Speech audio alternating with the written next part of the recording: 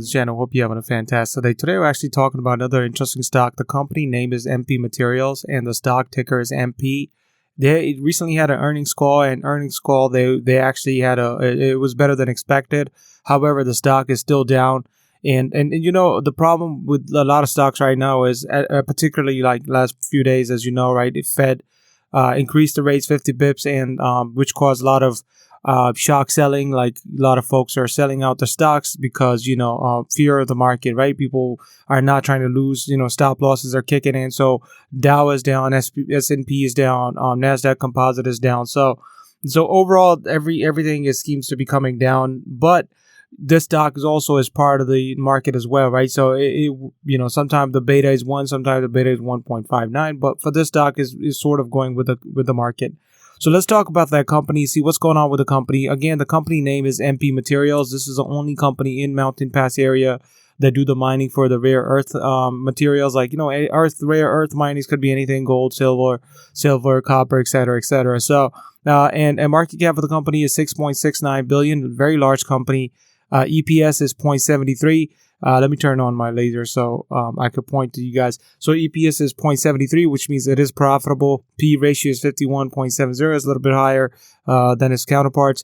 52-week range, it's $23 to $60, okay, which is why I was saying it's 50% down, because it was at $60 at one point.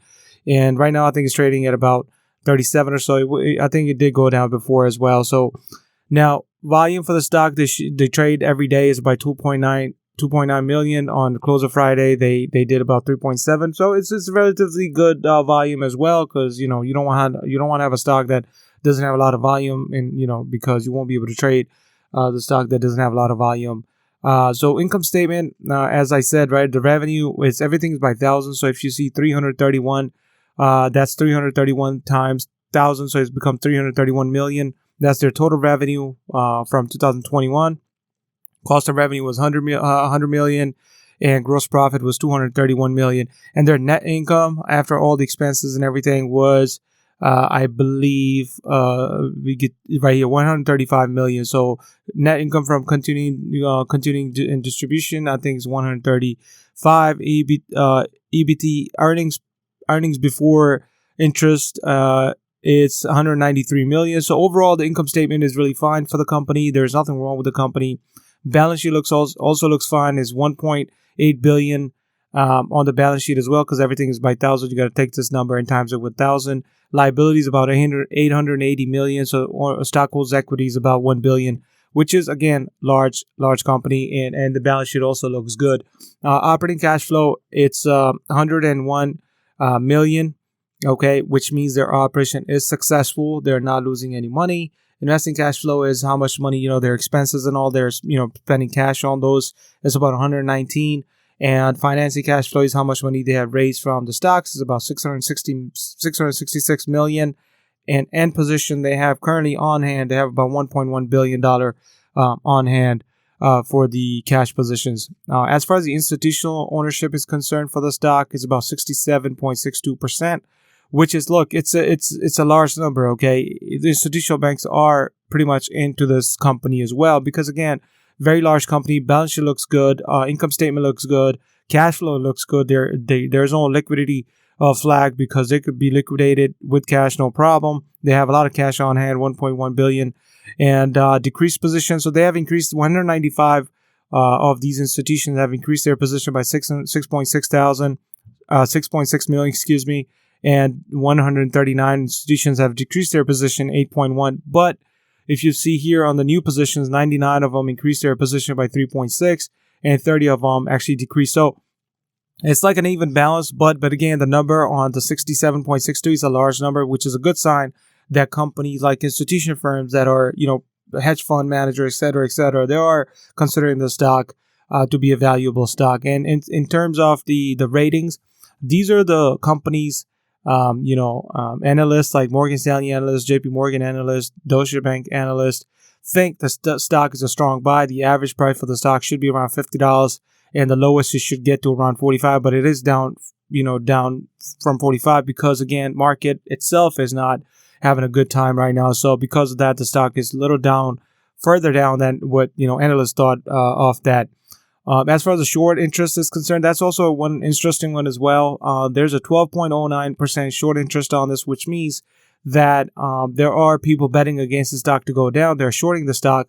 However, that's also an opportunity that, somebody can actually get into short squeeze, for example. So how, if you don't know how short squeeze works is that, when you have these people shorting the stock, betting against the stock that, okay, stock is going to go down, for example, and it started going down. But let's say you have people coming in and they start buying the stock, and there's a momentum on it, and there's a lot of momentum investors coming in, buying the stock, shooting the price up, and now the short sellers needs to stop their losses, and they would buy the stock to not go any further, because once you short a stock, your money that you could lose is infinity, right? Like you can have the stock, because what you're doing is you're shorting the stock, saying the stock is going to go down, but the stock started rising. Now, rising, it could go to potentially infinite, right? Like it could go to $1,000, $2,000, $3,000.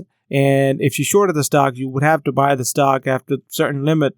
They give you, let's say, 1 day or 2 days that you would have to buy the stock and pay back the broker with that.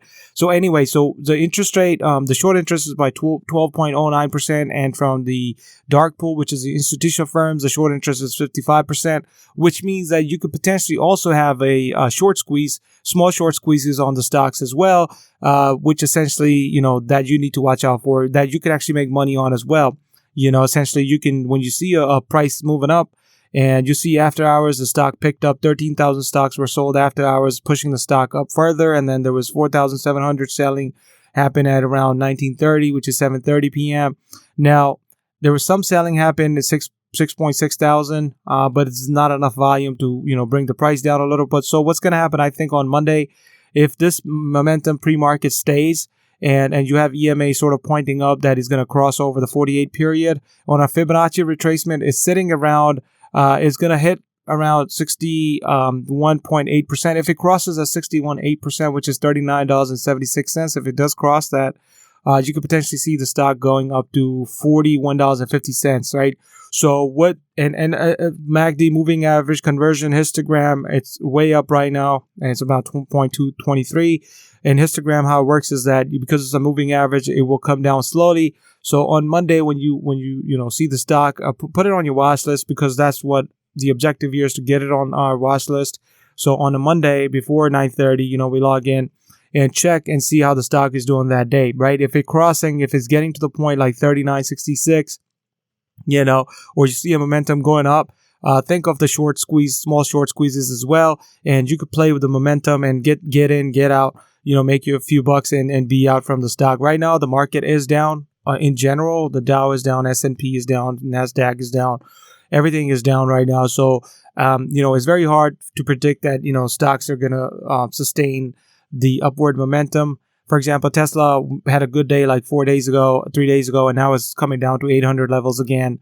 That is what's happening with the market right now. So again, the stock is moving up right now in aftermarket, and we will have to see on pre-market on Monday that how it does. And if it's still holding on to the momentum and is crossing, if it does cross at $39.76 and it goes to, for example, $40, the next stop, it will be at $41.50. Look, again, this is all indicators that are telling me the stock is moving on an upward direction. But again, nobody can predict the future. We're not sure what's gonna happen on at pre-market. But if it does contain that information, if it started going up, then potentially you can make some money on that as well. Hopefully you like this video. I just wanted to put it out there for you guys, in case, you're in the market on Monday to purchase, if this will be a good play, I think, but we'll have to see on pre-market numbers how they're doing. So hopefully look, at the end of the day, this company looks really good. To be honest with you, the company balance sheet, income statement, everything looks really phenomenal on the company. Like I could potentially see this as a long-term buy as well. So, but again, I'm not here to recommend any strategies or anything like that. This is merely just giving you guys some facts on the company and let you be the judge on how you want to invest your money. None of this is a financial advice. This is just me putting out there my information that what I'm planning to do for Monday. And I thought, it's always a good idea to put it out there, whoever can get a benefit out of this. So hope you liked this video. If you did, if you're not subscribed, please do consider subscribing. Keeps me motivated to bring this information to you all, that what I'm looking at. And, the objective here is to get all the information out there and be able to grow together. So yeah, if you like the video, give it a thumbs up, and I'll talk to you guys in the next video.